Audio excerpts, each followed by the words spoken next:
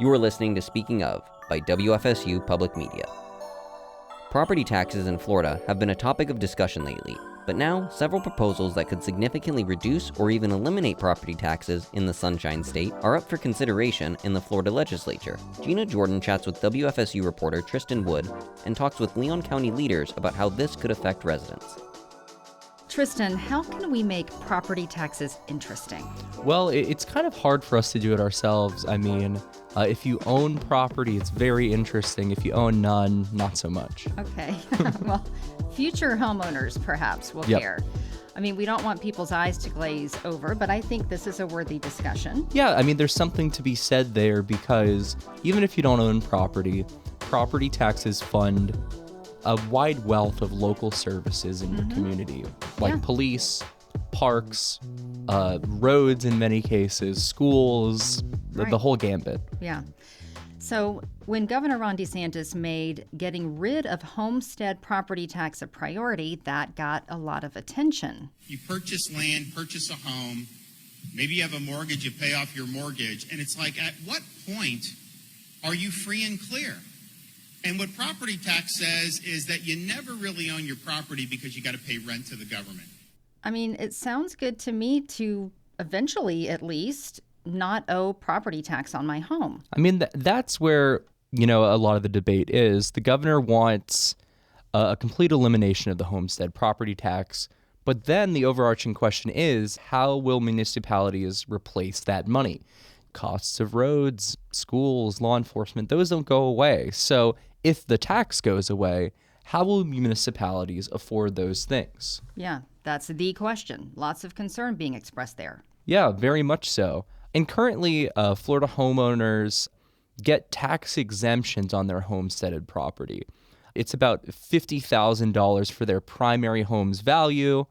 How it's calculated is a little complicated. I don't get too in the weeds of that. That's the homestead exemption, though.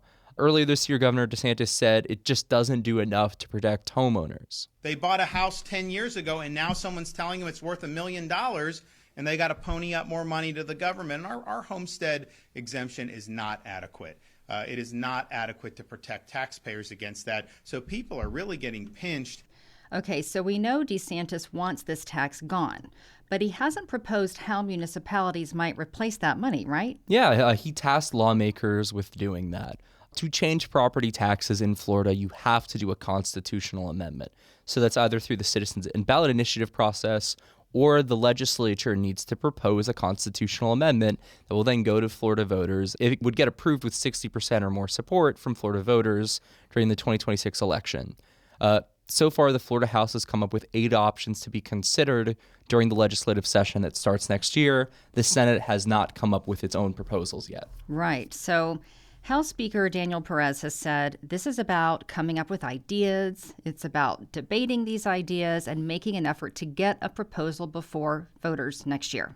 Yeah, DeSantis has expressed being unhappy with those 8 proposals from the House. They mostly target homestead property, either expanding the exemptions or eliminating taxes on those properties entirely, with the exception for the money that would go to fund schools, for instance. On social media, the governor said that the House is playing a political game and is not making a serious attempt toward reform with so many options being considered. Yeah. He's concerned with so many options being considered, they'll waste their time debating it, and then at the end, it will be a half measure that he doesn't think goes far enough. Well, I mean, he called on lawmakers to take action, and they've started the process. So if voters have to choose, that means we have to have something to vote on, like this proposed constitutional amendment. Right, exactly. It's been a big topic of conversation across most legislative delegations around the state of Florida. It recently was a big topic for the Leon legislative delegation when they met in the Capitol last week. Public speakers kept bringing it up, and that's a trend we've seen at county delegation meetings, big and small. Yeah, you covered that meeting for us. And the first speaker on this issue was Leon County property appraiser Akin Akinyemi. He said he was there to address the elephant in the room. This is a very complex issue, and definitely the tax reform is long overdue. There's no doubt there whatsoever. Akinyemi told lawmakers that property appraisers are here to answer questions and provide them with data about the potential impacts of the proposed changes. So he also talked about this 1980 Truth in Millage Act. That was supposed to ensure that taxing authorities collect only the taxes they need. And that might mean rolling back millage rates when the economy is thriving. But he says this law hasn't been carried out so well. If that alone is enforced, because the intention is that people should collect only the money they need to provide basic services. So in a boom of about 15-16% increase in revenue from taxes, not property rate increase for individual, but because of construction, you should roll back your rate. He says if municipalities would carry out this law properly, that could solve some concerns the governor has about rising property taxes. And finally, he showed lawmakers a copy of the Leon County government budget. 58.7% of the entire revenue come from property taxes. So merely repealing this is going to be very devastating. Yeah, it could be replaced, but increasing sales tax could be very regressive tax. So we just need to work together. He did urge lawmakers to consider the 8 bills put forward by the Florida House. He said that none are perfect, but they are a good start. Gotcha. Doris Malloy also made an appearance before the delegation. She's been the Leon County tax collector for almost 25 years, and she talked about how her office could be impacted. I often explain that we're probably the closest government entity to a business as possible. We do not get an appropriation. It's from the fees that we collect. We collect fees from the commissions. We receive commissions for collecting property taxes. We receive fees for the services, other services that we provide, anything from issuing driver's license, anything dealing with motor vehicle, the registrations. We do concealed weapon permitting. We do mobile home, and we issue birth certificates. And so all of that we get a fee for, and that's how we provide the funding that we need for our office. So obviously the property tax is a big issue for us. We have always taken the position that we do not advocate policy. We provide information. And so I stand here offering information. We have a wealth of it in our offices throughout the state that we've collected in terms of the payment history, how the structure is done in our office, delinquent taxes, what impact it has, whatever you need.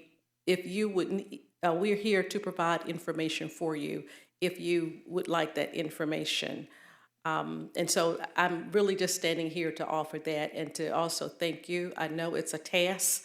If it was an easy fix, there would be a solution on the table. So we understand all of that. But, my thought would be, given the issue of property taxes, I often kid with customers that they come into my office when they have to pay, and it's always, why are we paying these high taxes? And I always emphasize to them, look at the roads that you enjoy, look at the law enforcement, look at the school system, and so forth. And that was Leon County tax collector Doris Malloy. As for making up lost revenue, there's been some talks about, the need to raise sales tax in Florida, which would be one way to get back some revenue, but the rate it would have to go up to offset this losses would be quite substantial. So it's hardly a question that they would increase sales tax to the rate to make up for this specific lost revenue. So really it would be left piecemeal for individual counties and municipalities to make it up. A lot of conversations among local commissions preparing in case it does end up happening would be like raising fees for participating in like local government sponsored sports, increased fees for services and other things to make up the difference. Yeah. It does seem like a lot of these municipalities are just eager for answers because the focus has just really solely been on eliminating or reducing that funding. Nikki Hatch pleaded Leon County's case. Her title is Assistant to the County Administrator for Legislative and Strategic Initiatives. At a minimum, these proposals will have significant impacts on local government budgets and the services we provide. But the most severe proposals, however, threaten the functionality of local government as we know it. With this in mind, we seek your support in protecting and preserving the county's ability to deliver the high-quality services that we provide. Leon County's current budget is just under $378 million. Of course, the county has a separate budget from the city of Tallahassee. The city's current budget is around $1.2 billion. Yeah, much bigger budget for the city. So the last local government leader to address the delegation was Mayor John Daley. Yeah, he touted some major project in the city that has the benefit of tax funding and talked a lot about what removing property taxes would mean for what type of cuts would come to the city. In particular, when you think about the completion of the international facility at the airport, the new police station that's being built, the new senior center that's being built, the infrastructure projects that we're working on, along with the creation of FSU Health, has been endorsed by all of our institutions of higher education that is truly going to take healthcare to the next level in our community. I like to think that we're doing a great job at the city on how we manage and run city services. Let me remind you that you enjoy the lowest millage rate out of the 20 comparable cities in the state of Florida with a 4.41 mill. Now, what does that mean to us? And we've had a lot of talk about property taxes. Our property taxes, we generate about $75 million, believe it or not. That's it, $75 million out of a $1.2 billion budget. Let me put that in perspective. Our police department is $80 million. We do not even generate enough property taxes to cover the budget of the police department. Okay, so if we put proviso language in protecting law enforcement, how will that impact us? It will wipe out Parks and Recreation, which has a smaller budget than the police department budget. It will wipe out neighborhood affairs. So as we move forward, like my partners that have testified before, any way that we could serve as a resource to the legislature, we'll be more than happy to. I am proud to say that our budget process is a national award-winning process for transparency and outreach. We've got experts that will be more than happy to sit down with you at any time during the day.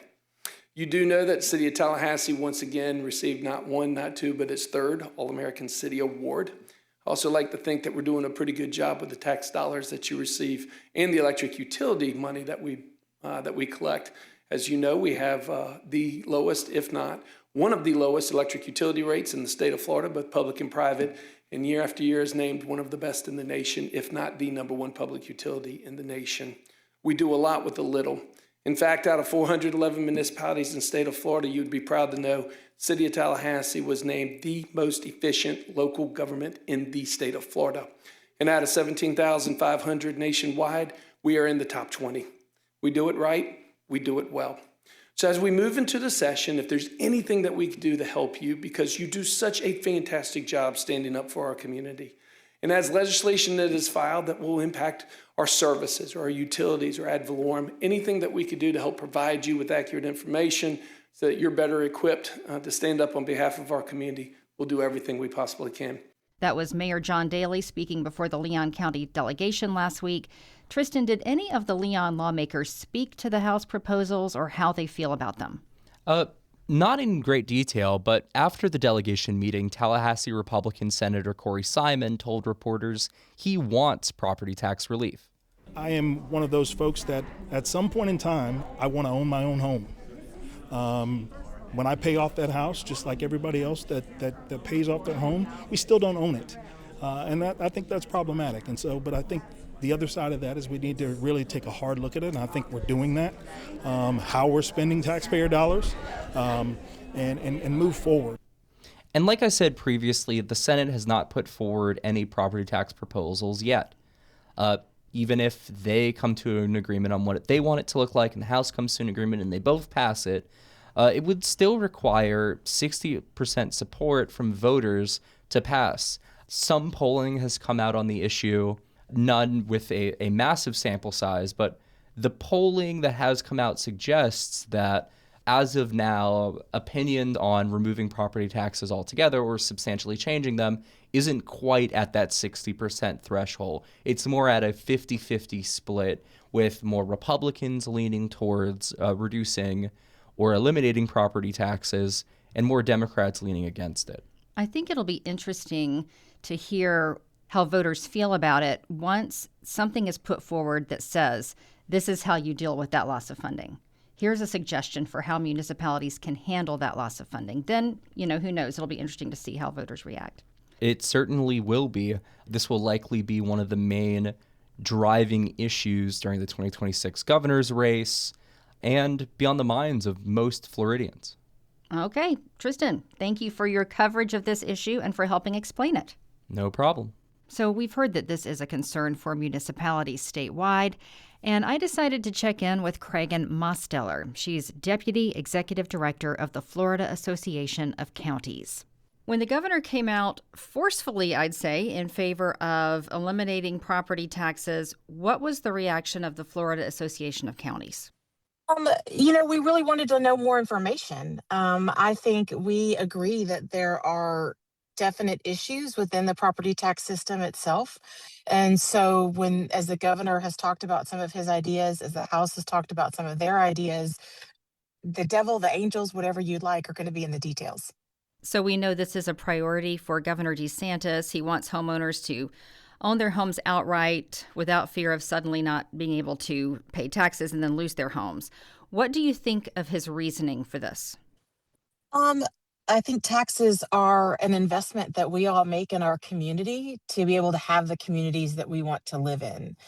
They are unfortunately necessary. Death and taxes, right? We can count on those two things. Nobody likes them. I don't like them. But they are something that our communities need to be able to invest in, whether it is for something as important as public safety to something that is enjoyable as a community park. Yeah. You said that the association, really, you guys were just wanting more information. Have you come out with any official stance on any of these options put forward by the House? We have not. We're still looking at them, but they don't have implementing bills. So we have a lot of questions. I wouldn't even call them proposals. I'd call them concepts. Counties agree. There is not a county in the world that wants to cut public safety. That we clearly know that's incredibly important.